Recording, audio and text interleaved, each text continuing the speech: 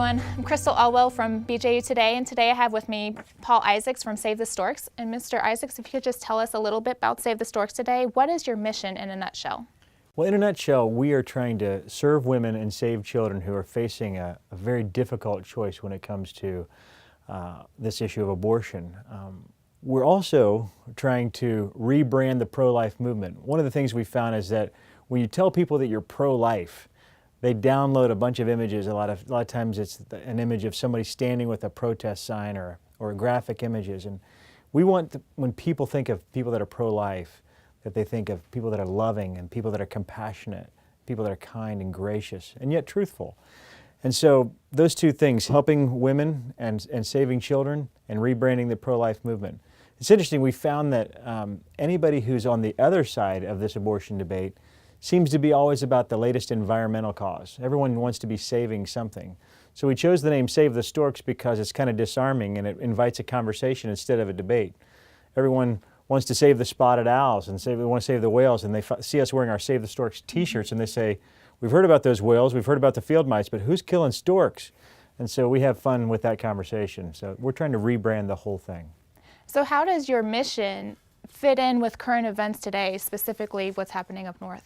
Right. As you know, recently in New York, there was a decision about the court decided that they were going to make it legal to take the life of a baby all the way up until birth.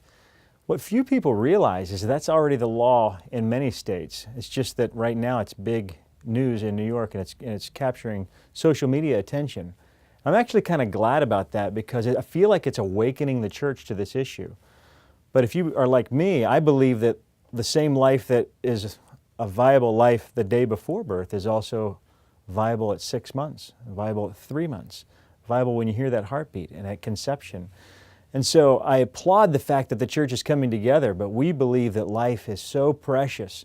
And so there's this element that we're very excited about that, and yet kind of grieved that it's taken this long for that event up in New York to kind of awaken the church.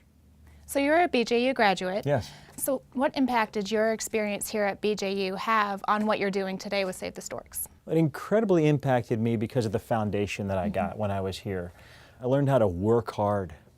I learned how to speak. I learned how to write and communicate.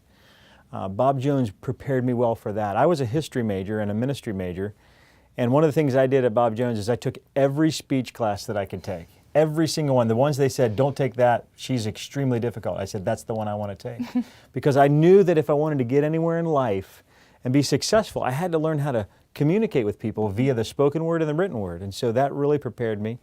I learned discipline. Discipline is something that's very underrated today. And so I learned the value of the disciplined life. And I learned Scripture. Scripture was embedded in me, not just through chapel, but I also memorized a lot of Scripture when I was here, and that is so invaluable, and it's laid such a great foundation for me. So I have so much to be thankful for, my friendships, the professors, and the discipline that they instilled in me. Great. Well, Mr. Isaacs, thank you so much for coming to talk to us today, and thank you for coming to talk to the students as well. And we look forward to hear what you have to say to the students in chapel. Thank you. Thank you for joining us, everyone, and we'll see you next time. Bye.